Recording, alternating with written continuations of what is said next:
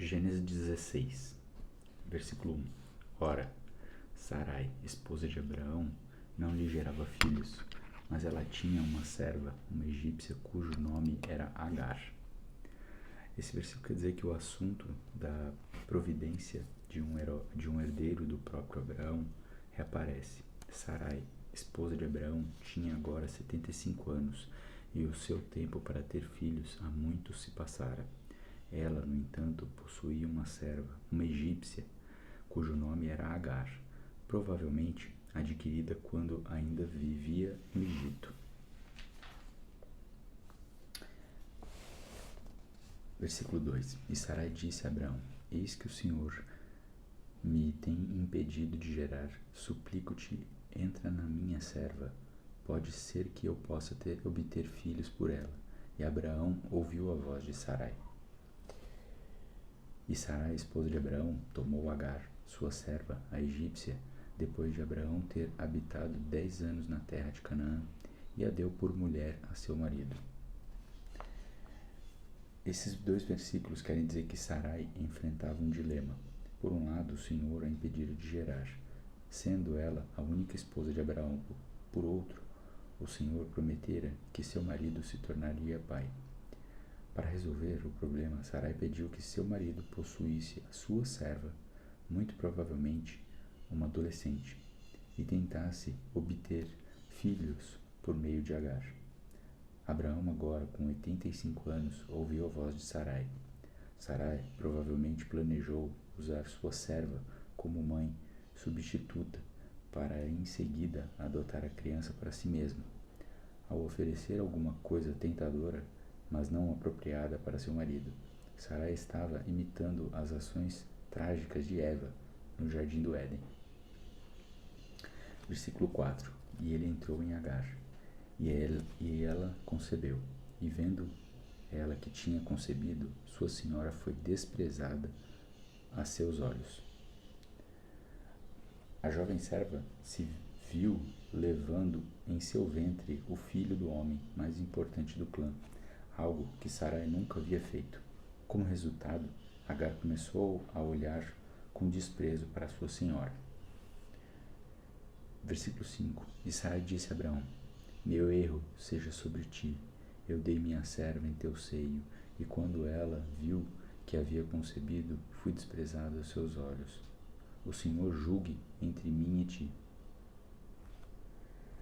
Versículo 5 quer dizer que Sarai, cujas deficiências foram realcançadas com a gravidez de Agar, via-se agora desprezada de maneira insuportável.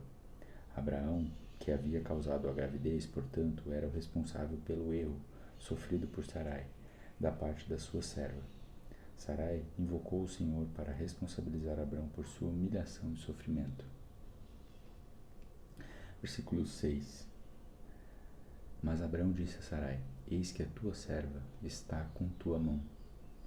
Faze a ela como te apraz.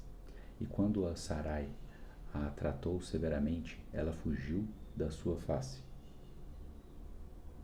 Versículo 6 quer dizer que, embora Agar fosse agora sua esposa, Abraão abdicou que teus direitos sobre ela. Novamente, Agar nada mais era do que a serva de Sarai. Versículo 7. E o anjo do Senhor a achou junto a uma fonte de água no deserto, junto à fonte no caminho para Sur. Versículo 8. E ele disse: Agar, serva de Sarai, de onde tu vieste e para onde vais? E ela disse: Eu fujo da minha senhora Sarai. Agar podia fugir de Sarai, mas não do anjo do Senhor. Ele achou uma fonte no caminho para Sur e o Egito, onde a serva de Sarai poderia obter ajuda de algumas caravanas, porque ali passasse. Agar, assim como muitos fugitivos, podia dizer de onde vinha, mas não sabia dizer para onde ia. Versículo 9. E o anjo do Senhor disse: Volta a tua senhora e sujeita-te debaixo de suas mãos. E o anjo do Senhor lhe disse: Eu multiplicarei a tua semente tão excessivamente que não será contada por seu grande número. O anjo do Senhor aconselhou Agar a voltar e a sujeitar-se a Arai. A verdadeira fonte dos problemas de Agar era sua má atitude e não sua senhora. Ao obedecer à orientação do anjo, ela e sua semente haveriam de receber uma bênção extraordinária. A promessa de Deus de multiplicar os seus descendentes era paralela e também acrescentava a promessa feita a Abraão. Versículo 11. E o anjo do Senhor lhe disse: Eis que tu estás com filho, e gerarás um filho, e chamarás seu nome Ismael, porque o Senhor ouviu a tua aflição.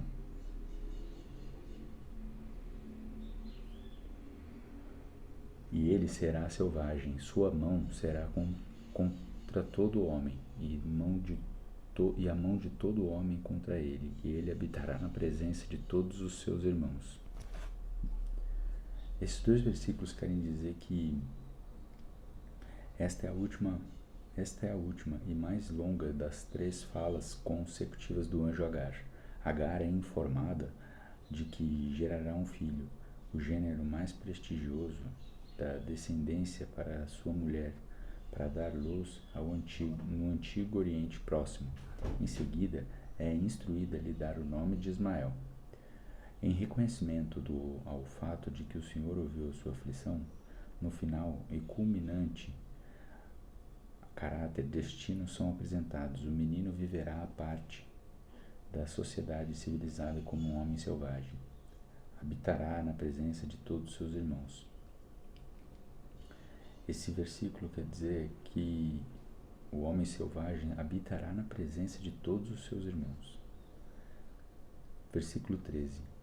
E ela invocou o nome do Senhor, que como ele falava, tu és Deus, que me vê. Depois ela disse, não olhei eu também para aquele que me vê? Portanto, o poço foi chamado Bir-Lahai-Roi, e eis que ele está entre Cádiz e Esses 2 versículos querem dizer que a maravilhada, reconhecida da intervenção de Deus em sua vida, Agar invocou o nome do Senhor, título, tu és Deus que me vê, ou que Deus que vê. Ela é e eu.